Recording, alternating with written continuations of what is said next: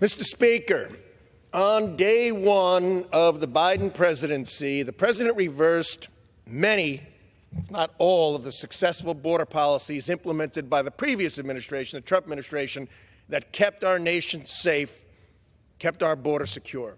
Joe Biden ended Remain in Mexico, halted border wall construction, loosened asylum requirements, issued a moratorium on deportations, essentially telling the world our border is open, come on in. Meanwhile, Customs and Border Patrol, any visit that you make to the border will tell you, just by instituting Remain in Mexico, 75 to 80% of those trying to enter our country illegally would be deterred and would not enter. So these policy reversals led to, at the time, caravans of migrants into Mexico, in Mexico, wearing Biden thank you T-shirts as they approached the United States border. And since that time, Mr. Speaker, there have been 8.5 million illegal border crossings, as well as an estimated 1.7 million gotaways, over 10 million illegal entries, most of whom we don't have any idea who they are or where they are, throughout the United States of America. So why did President Biden take these actions? Ideological idiocy? Because what he did was anything but humanitarian or rational. Migrants made this journey, Mr. Speaker, here under false, deadly pretenses. People are drowning. People have drowned. People are drowning. Probably today, Mr. Speaker, people are drowning in the Rio Grande and under false pretense coming to our country. People are being killed. 1/3 of women, the reports are sexually assaulted. And at the same time, cartels, drug cartels, are getting rich. Coyotes are getting rich. And much of Mexico, thanks to the Biden administration's wonderful policies, is a gangland. And along with the suffering of the migrants, the American people are terribly suffering. During Biden's time in office, there have been over 300,000 American deaths from fentanyl and other opioids, which were smuggled across the southern border. Nothing to smile about. American teens and young adults are dying at alarming rates, and to date, this administration has done nothing to correct course. And we are experiencing all this locally. Don't we all know an individual, usually a young person, that has died from a fentanyl overdose?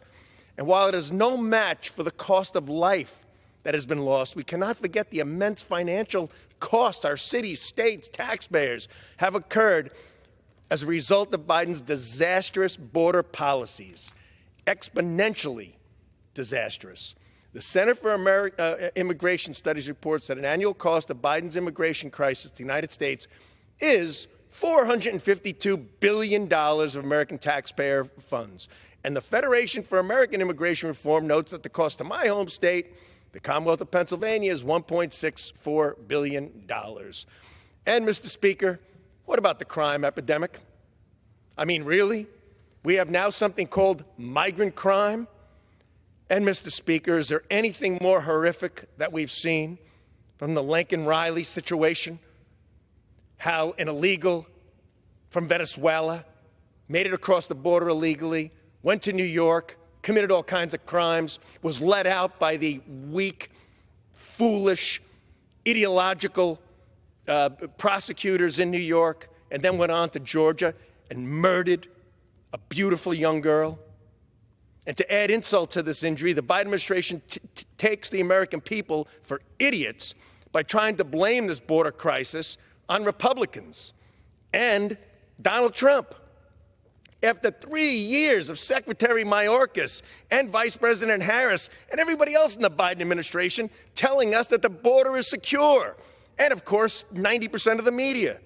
Well, Mr. Speaker, the American people are not buying it. The facts don't lie. Our eyes don't lie, no matter how many times they tell us they do. This unmitigated disaster is a direct result of this administration's weak policies, and it is the height of hypocrisy. And after causing this catastrophe, the idea for President Biden to go to the border today is clearly nothing more than a sad, sorry attempt to save him from a political standpoint. This trip is not about solving the border problem. It's about solving a political problem. That is getting worse. And perhaps as shameful, Mr. The gentleman's Speaker, time has expired. is Biden's attempt to blame this and protect our border for a lack of support for Ukraine. That, too, is outrageous. We can do both. The will of the American people matters. Let's not forget who we represent in our constitutional republic. I yield back, Mr. Speaker. The gentleman